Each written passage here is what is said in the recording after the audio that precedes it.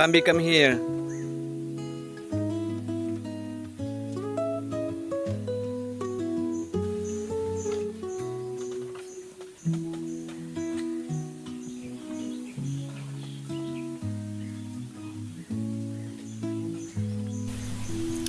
Tahimik ang araw, walang ingay kundi hangin, kuliglig at sariling hininga.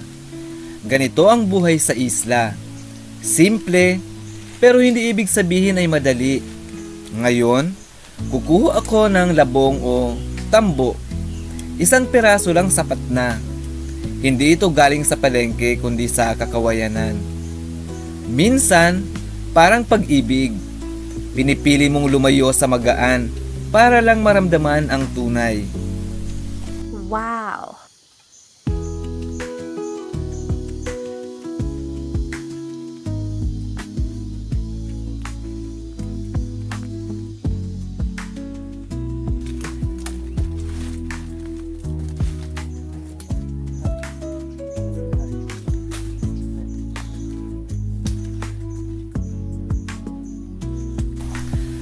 Ang tambo dito sa amin ay literal na matinik.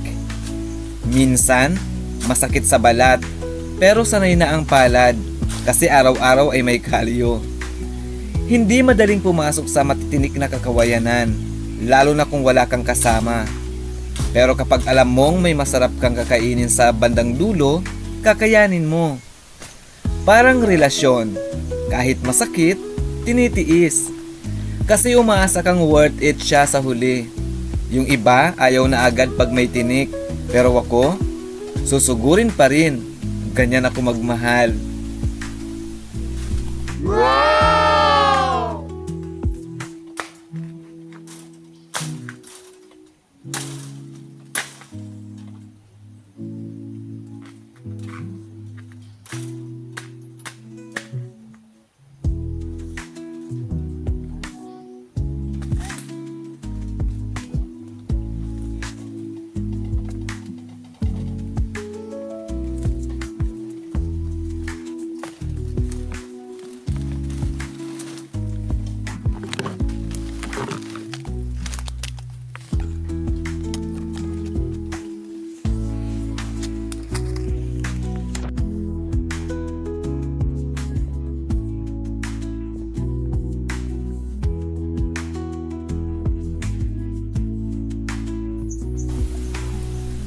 Pagka-uwi, kailangang linisin agad.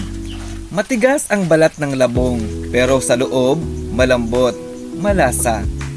Parang tao rin. Minsan kailangan mo munang tanggalin ang mga panlabas na harang bago mo makilala ang tunay na laman. Minsan ang pinakamasarap, nasa loob na hindi mo agad makita. Kailangan mo lang ng tiyaga. Lahat tayo may pait, pero kapag tinutukan mo ng pagmamahal, nawawala rin yan. Wow!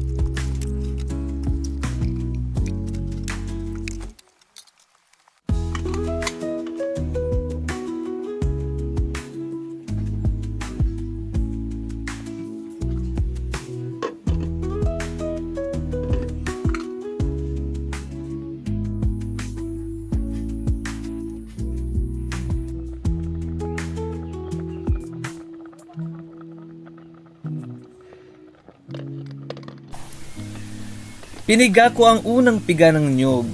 Yan ang pinakamasarap. Isinama ko na ang inihaw na isda, bagong huli rin kanina. Tamang sangkap, tamang tiyaga at syempre apoy mula sa kahoy. Amoy pa lang parang yakap na mainit at nakakaaliw. Para kang gata. Kahit anong iluto, napapasarap mo. Sana all, kahit piniga na may sustansya pa rin.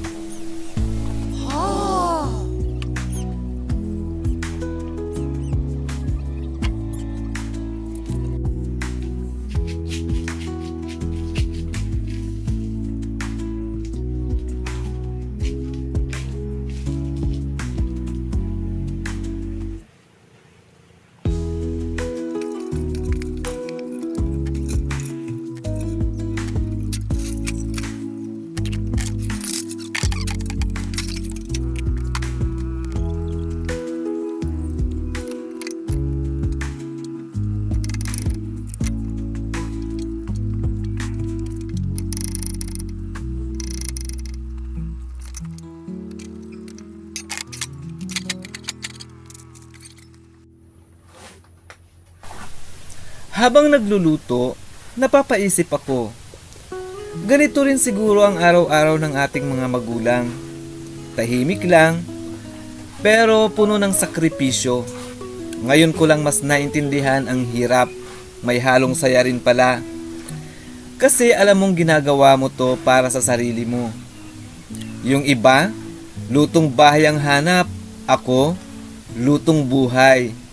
Hindi man ako chef, pero marunong akong magluto ng may pagmamahal. Wow!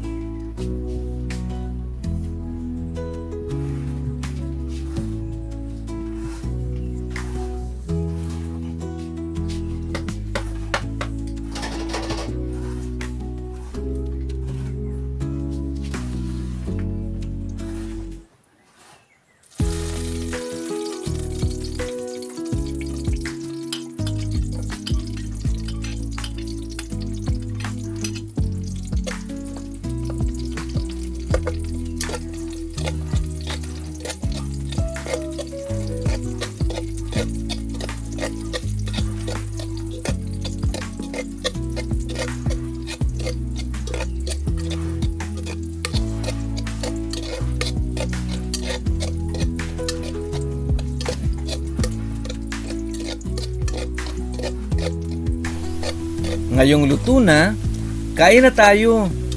Isang platong kanin, ginataang tambo na may inihaw na isda. Walang plating-plating, walang garnish-garnish pero totoo. Kasi dito, ang sarap ay hindi galing sa like sa Instagram, kundi sa pawis at puso. Simpleng ulam, pero siguradong hindi ka ilalaglag.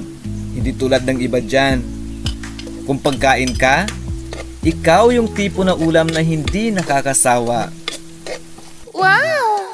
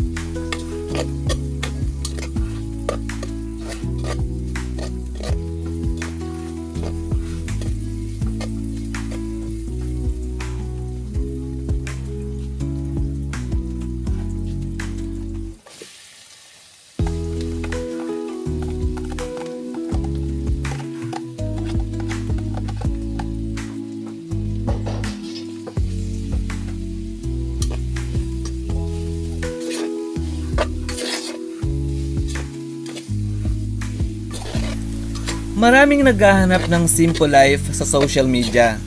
Pero sa amin, ito ang totoo. May hirap, may saya, may tahimik na kwento. Araw-araw, gumigising ka para sa sarili mo. Walang camera crew, walang script, pero may saysay. Dahil sa ganitong pamumuhay, natututo kang pahalagahan ang maliit. Walang katulong sa camera, pero may kasama akong determinasyon. Minsan, ang tunay na content ay hindi scripted, galing sa buhay, galing sa puso.